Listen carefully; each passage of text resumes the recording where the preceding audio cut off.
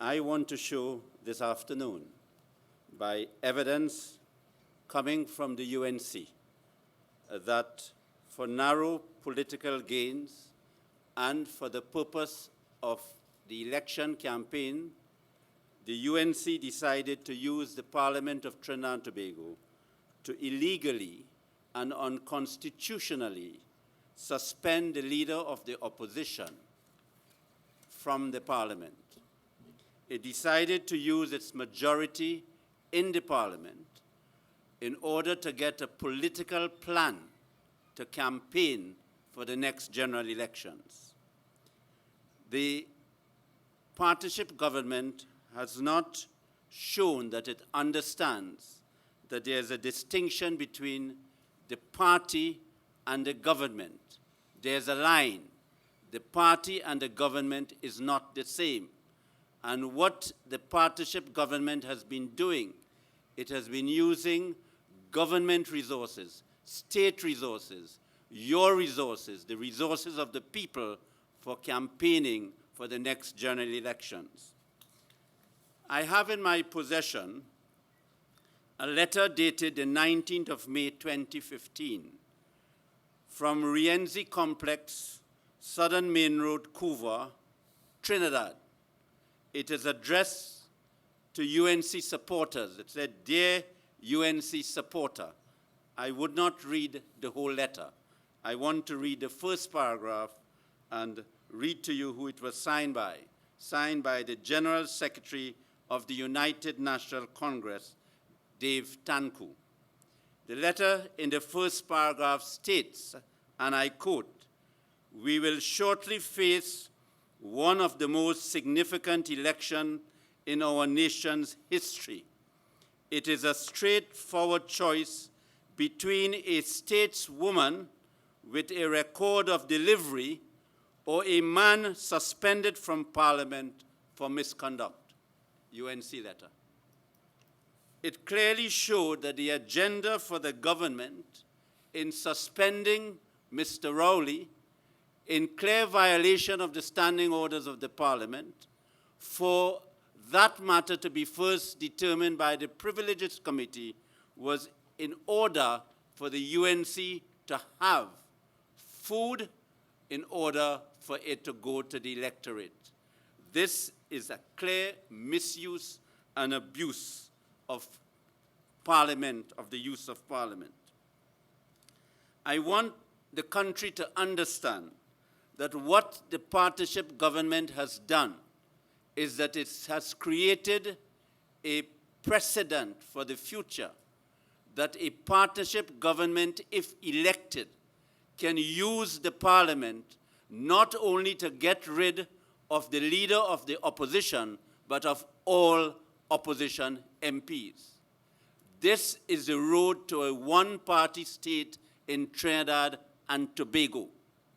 And therefore, the road is clear that if the electorate decides to choose as the next government of Trinidad and Tobago the partnership, we can have the entire opposition being suspended and we can have a one-party state in Trinidad and Tobago. Because whenever a prime minister decides to use her power in the Parliament by using her majority in the Parliament to take away the right of the leader of the opposition to be in Parliament, to scrutinize the government, is an attack on democracy and the rights of the people of Trinidad and Tobago. The next point I want to talk about is the runoff bill. Now, you remember that when that runoff bill was introduced, there was no consultation with the opposition parties. There was no consultation with the population. And I am on record as saying that the purpose of that runoff bill was for the government to attempt to steal the elections in Trinidad and Tobago. I also stated that that bill was a bill which it intended to kill the minor parties in Trinidad and Tobago, if I use that particular description. The bill was debated in the parliament. The government did not listen. It had intended to go through with the bill. And then what happened? It decided to postpone debate on the bill. It did not say it was not going ahead. It did not say that it was going to consult with the population. It left the bill there. For the 8 months that elapsed, the partnership government did not consult with the population of Trinidad and Tobago, did not consult with the opposition parties. So if the government wanted to consult with the opposition and the people, it could have done so during the 8 months. But the Prime Minister goes today very hurriedly in a press conference to give the impression to the population that because you have to have consultation, she is not going ahead with the bill. Well, I want to tell the Prime Minister, Madam Prime Minister, you're not telling the truth to the country. We decided that we were going to take political action, legal action, if necessary, in order to prevent that bill from being implemented. Last weekend, I mentioned publicly, which was reported in the media, that if the government proceeded, legal action was likely. And I referred to the case in St. Kitts, in which the then government decided to introduce new boundaries on the eve of a general election. And the opposition parties went to court.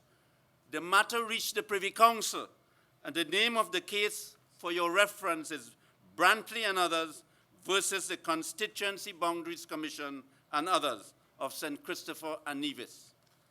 And the Privy Council decided, and I want to read to you what the Privy Council decided, because that is exactly what would have happened in Trinidad and Tobago if the Prime Minister had gone ahead with that bill. The Privy Council granted an injunction to restrain the government from using the proposed new boundaries and for the elections to be conducted in St. Kitts on the basis of the old boundaries. And this is what the final court for Trinidad and Tobago said. It is the view that there was a strong arguable case that a deliberate attempt by the government, which was in control of the governing party, to prevent individuals from obtaining access to the High Court for a constitutional adjudication of the matter was unconstitutional.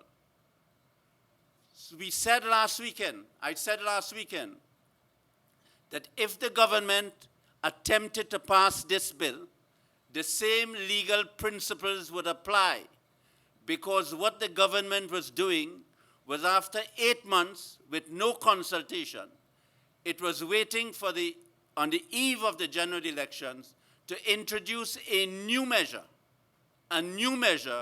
in order to change the voting system in Trinidad and Tobago and the right which people have to choose an MP and to choose a government.